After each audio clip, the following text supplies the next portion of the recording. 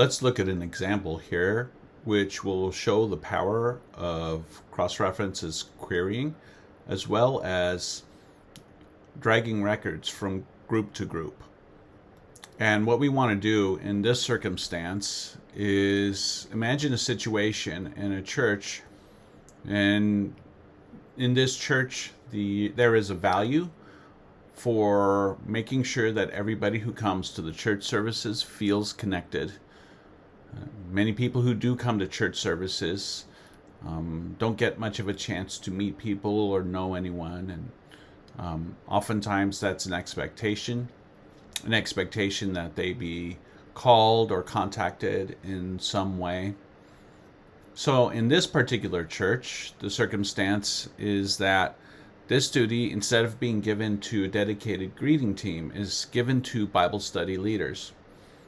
And the reason for this is that this also allows Bible study leaders to have good contacts among new people coming to the church who can then potentially join their Bible studies. So looking at a Bible study group, we have those who are involved in the Bible study and those who are not attended. These are people who the Bible study leader is inviting, but they have not actually gone to the Bible study.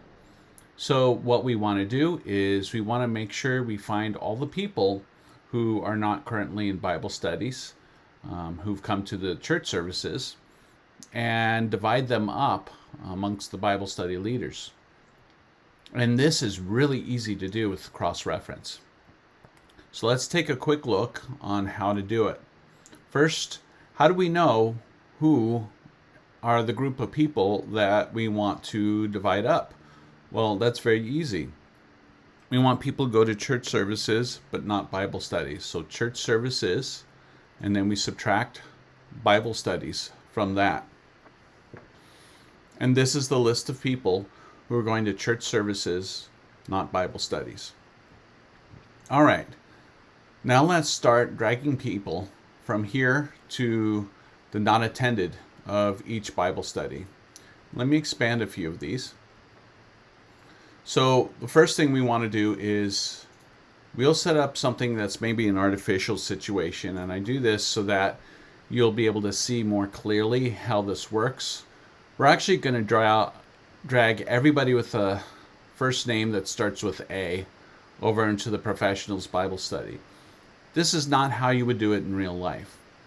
In real life, you would be more careful to make sure that the people you put into a Bible study fit that particular Bible study in demographics and so on. Some Bible studies are men's Bible studies, some are women's Bible studies, and so on. So you will be more careful in terms of that.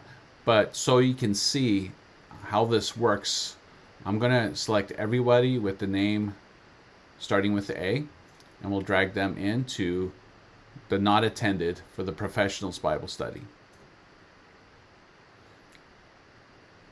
And if you notice the list that we have, the query that we have, now everybody who has a first name starting with A is gone from the list. And why is this?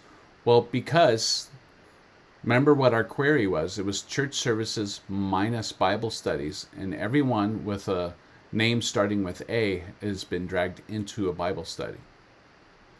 It's as if we reran the query. Church services minus Bible studies. And if we did this same thing with the letter B into parents of high schoolers, you see again these records have been removed from the query. So this is how you can avoid duplicates.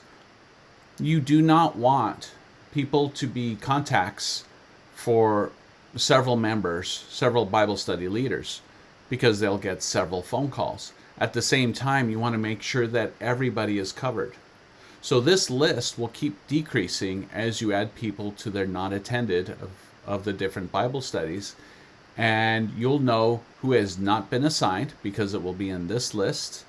And you know that you won't be assigning duplicates because you can't assign people from this list once they've been assigned. Now, all of this will help in putting everything together.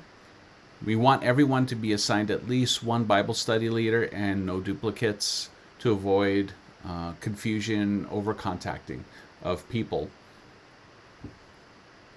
And I hope this example helps to show what you can do with cross-reference.